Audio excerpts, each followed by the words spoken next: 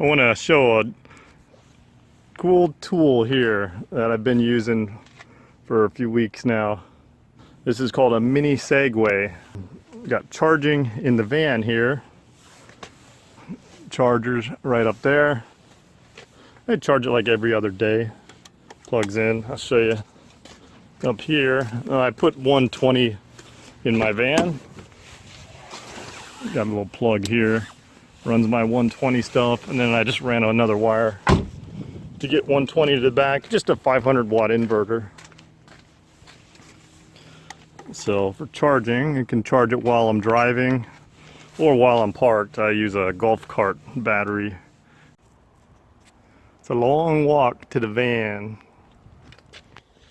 so I'm not gonna walk. I'm gonna roll.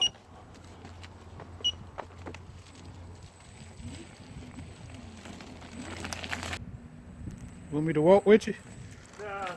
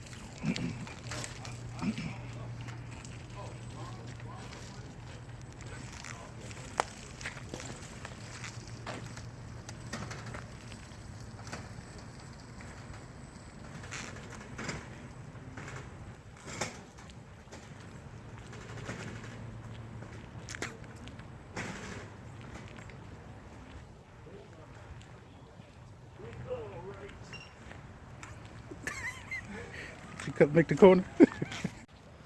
Putting in this heat pump here, and had to cut off the bushes on both sides. Let's go throw them down there.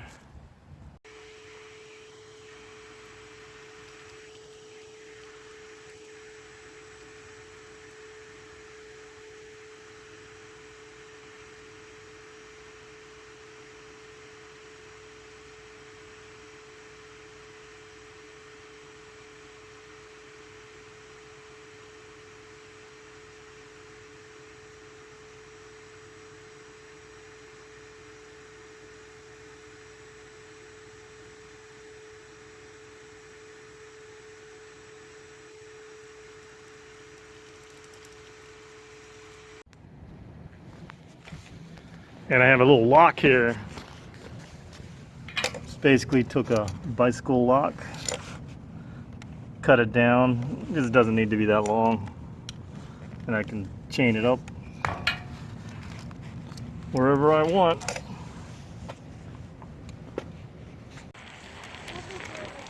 Gonna go Walmart on the hoverboards.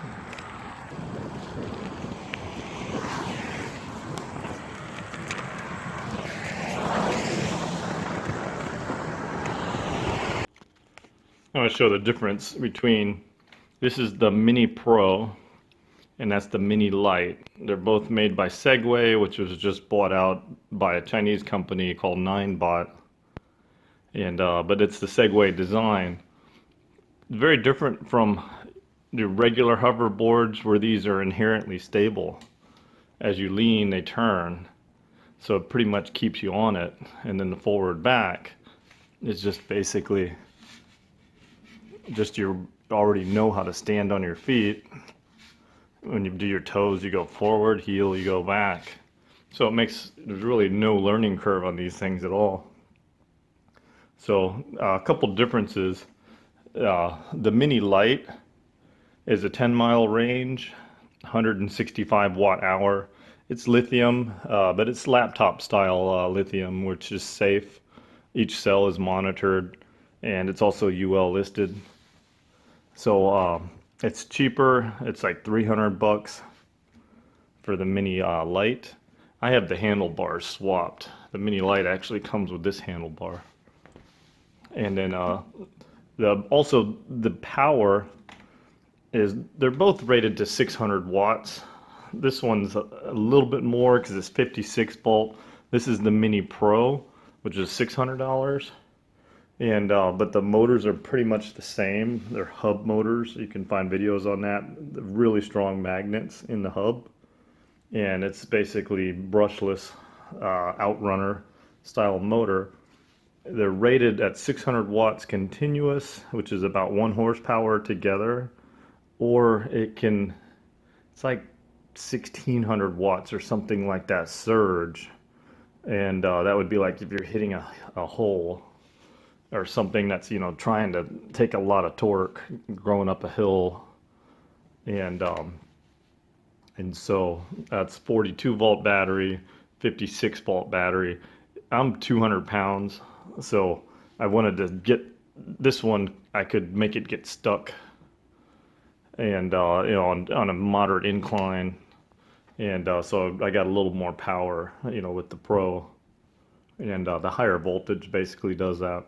Also, the Pro has some foot sensors, so that when it knows when you're stepping on it, and you can lift it up, and it doesn't freak out. Versus on these, if you lift it up, kind of freaks out on you if you're going over a curb or something like that, you know, lifting it up. But it's not a big deal. This, you know, save a lot of money on this one. They're both way better than walking. They don't stay still because the weight difference of swapping the handlebars has them leaning a little bit. And that's about it. They're both, this is not a hoverboard. They're called mini Segways, and they're much more stable. Of course, you know, you saw me lifting a unit with it. Don't do that. I also did a water heater in the rain, and when I first tried it out, you know, I was running a water heater, and I just wanted to show how stable they are. You can actually have some load on it, and they're still very stable. One other thing that's really important, you want to bend your knees a little bit, just a little bit, and that takes the shock. These have 30 psi tires, and they also have some pretty decent pads. But if you keep your knees straight, you're just gonna probably do more damage to your knees than walking, because you'll just be taking a pounding on any of the bumps, you know, cracks on the sidewalk. So you bend your knees a little bit. I bend about like that much, and then it gives a shock absorber. Also, it can hurt your back. But there's tons of videos of people using off-road versions of these things. And, you know, when you're going through the woods, you're definitely going to be hitting all kinds of bumps. And that's where I learned bend the knees, because I was getting a little bit of knee pain when I had my knees straight. I hope you like watching the video. Thanks for watching.